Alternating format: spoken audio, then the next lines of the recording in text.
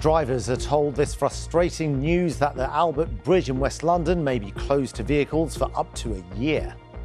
BBC London has learned that the Albert Bridge between Chelsea and Battersea may be closed to traffic for up to a year. Cracks were detected earlier this month, causing a headache for drivers who need to find alternative routes. Well, the bridge was already taking on extra vehicles due to the long-term closure of nearby Hammersmith Bridge. Looking into what's going on is Lee Milner. Albert Bridge in West London. It looks beautiful, but this 150-year-old crossing which connects Battersea to Chelsea is starting to crumble. During a routine maintenance check, the local council found cracks in one of the cast iron components.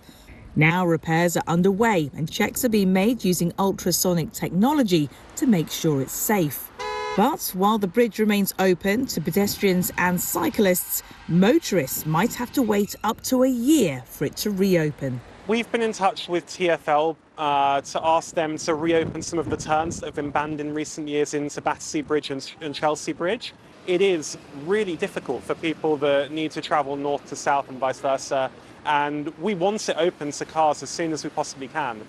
Either side of Albert Bridge is mainly residential. The locals who use it have mixed views about its closure. It doesn't affect me at all. I don't drive, so I walk through the park a lot. So it's a bit like when COVID was on. You know, I can hear birds singing and there's no cars. So, yeah, I don't care if it becomes a pedestrian bridge. Basically, it's getting the car across to the other side. So either Battersea Bridge or Chelsea, but.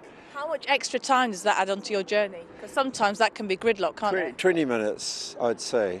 I usually try and come up Albert Bridge because it's hell on Battersea Bridge, quite frankly. There's too many traffic lines feeding in and it's very slow. The Albert Bridge closure comes as Hammersmith Bridge marks its 7th year being closed after cracks started to appear in the Grade 2 listed structure.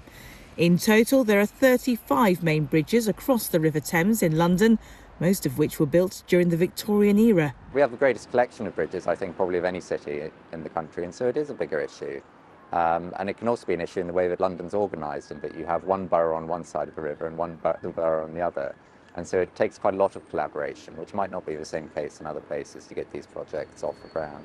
Nicknamed the Trembling Lady because of the way it would shake when too many people walked over it at once, there's hope Albert Bridge will soon be steady again to carry Londoners across the Thames. Lee Milner, BBC London.